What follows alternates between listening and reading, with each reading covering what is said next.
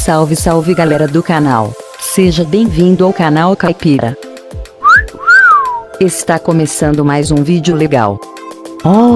Me segue nas redes sociais, só escanear código QR. Se inscreva no canal, ative o sininho para não perder nenhuma novidade, compartilha, deixe seu joinha para fortalecer o canal. Neste vídeo estarei mostrando review da minha câmera que comprei no AliExpress. Vamos conferir. Para quem está começando no ramo de vlog, filmagens amador ou semi-profissional e não tem dinheiro para investir num equipamento caro, pelo custo-benefício vale a pena comprar esta câmera.